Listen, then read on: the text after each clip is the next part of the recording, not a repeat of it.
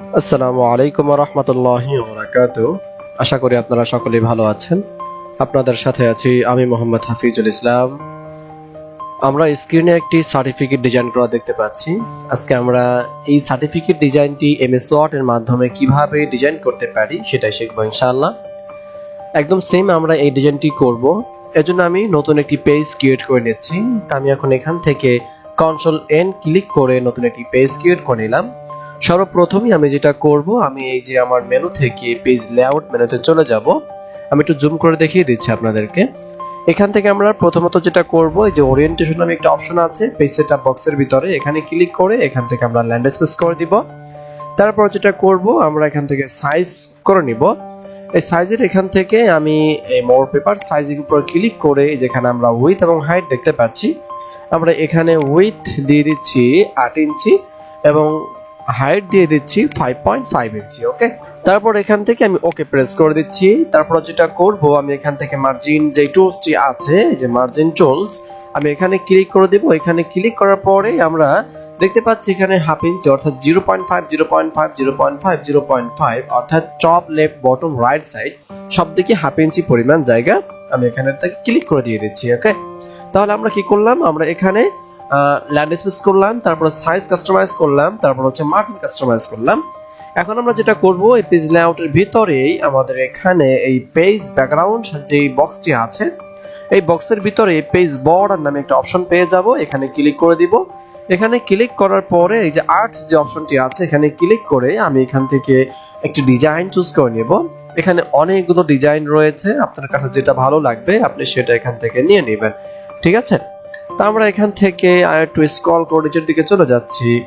আমি এখান থেকে এই ডিজাইনটি নিয়ে নিচ্ছি। ওকে প্রেস করলাম। তারপরে এখানে এই যে উইথ 31 পিটি দেওয়া আছে, আমি এখান থেকে এটাকে 19 করে দিলাম। তারপর এখান থেকে ওকে প্রেস করলাম। ফাইন, তাহলে আমার এই বর্ডারটি কি এখানে বসে গিয়েছে। তারপর যেটা করব, আমরা চলে যাব ইনসার্ট মেনুতে। এই যে এখানে দেখতে পাচ্ছি হোম মেনুর পাশে ইনসার্ট মেনু, এখানে ক্লিক করব। এখানে ক্লিক করার পরে শেপস বাটনে ক্লিক করে দিব। শেপস বাটনে ক্লিক করার পরে আমরা এখানে দেখতে পাচ্ছি যে রেক্টেঙ্গেল নামে একটা অপশন আছে, এখানে ক্লিক করে দেব। ঠিক আছে, এখানে ক্লিক করার পরে আমরা এটার উপর থেকে ধরে টেনে আমরা একদম নিচ বরাবর মাপ অনুযায়ী এটাকে বসিয়ে দিচ্ছি এখানে। ফাইন, আমরা বসিয়ে দিলাম। তারপর যেটা করব, এটা একটা ব্যাকগ্রাউন্ড কালার সেট করে দিব। এখান থেকে আমরা ইয়েলো কালার দিয়ে দিচ্ছি। তারপর হচ্ছে শেপস আউটলাইন কালারটা ব্ল্যাক করে দিব এবং শেপস আউটলাইন কালারটা একটু বোল্ড করে দিচ্ছি। ওকে, বোল্ড করে দিলাম। তারপর যেটা করব, আমরা এখান থেকে আবার চলে যাব ইনসার্ট মেনুতে। ইনসার্ট মেনুতে যাওয়ার পরে আমরা শেপসে ক্লিক করে দিব। শেপসে ক্লিক করার পরে এই যে আমাদের রিসেন্টলি ইউজ শেপস, এখানে আমাদের আইটি টুলস পেয়ে যাব, যে এটা আর নয়তো আপনারা এখানে পেয়ে যাবেন। ঠিক আছে, যে এখানে পেয়ে যাবেন, সরি এখানে পেয়ে যাবেন। আমরা এখান থেকে এই টুলস নিয়ে নিচ্ছি। নেওয়ার পরে এই কর্নার থেকে ধরে আমরা এটাকে এই কর্নারে মাপ মতো বসিয়ে দিচ্ছি। ফাইন, এখানে ক্লিক করে দিলাম। আমরা দেখতে পাচ্ছি এখানে যে পরিমাণ ফাঁকা আছে এখানে কিন্তু বেশি দেখতে পাচ্ছি। তো আমরা যেটা করতে পারি, একটুটাকে টেনে পাশে নিয়ে যাচ্ছি এবং এটাতে একটু উপরে উঠিয়ে দিচ্ছি। কেমন, তাহলে এখন সমান ভাবে আছে। এখন আমরা যেটা করতে পারি, আমাদের এই যে চারপাশে যে রাউন্ড আছে আমাদের কর্নার গুলো, এগুলো একটু বেশি দেখা যাচ্ছে। এজন্য আমি যেটা করতে পারি, আমি যদি এখন একটু এখানে জুম করে দেই, আমরা দেখতে পাচ্ছি যেখানে ইয়েলো কালার একটি পয়েন্ট দেখতে পাচ্ছি। এখানে পয়েন্টটি এখানে ধরে আমি যদি একটু উপর দিকে নিয়ে যাই অথবা ডান দিকে নিয়ে আসি, তাহলে কিন্তু দেখতে পাচ্ছি ছোট বড় হচ্ছে। আপনারা যতটুকু প্রয়োজন ততটুকু আপনি এটাকে উপর দিকে টেনে এভাবে নিয়ে যাবেন, তারপর ছেড়ে দিবেন। তাহলে দেখতে পাচ্ছি যে আমাদের এটা কি সাইজ মতো বসে গিয়েছে। ওকে, তারপরে আমরা যেটা করতে পারি, আমরা এই যে এখানে ক্লিক করে আমরা এটা ব্যাকগ্রাউন্ড অর্থাৎ শেপস ফাইলে যেটা আছে, আমরা এটাকে এখান থেকে হোয়াইট করে দিচ্ছি। এই যে হোয়াইট করে দিলাম।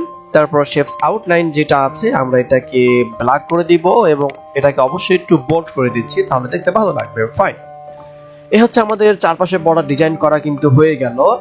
তারপর আমরা যেটা করতে পারি, আমরা এখন এই যে আমাদের এই যে এখানে যে ডিজাইনটি আছে, আমি এটাকে জাস্ট কপি করে নিয়ে যাচ্ছি। আমি এখানে লেখা দেওয়ার আগে আমরা এখন আবার যেটা করব, এখানে একটি টেক্সট বক্স নিয়ে আসবো। ওকে, টেক্সট বক্স নিয়ে আসার জন্য আমি কি করব, চলে যাব আমাদের এই ইনসার্ট মেনুতে। এখান থেকে চলে যাব শেপসে।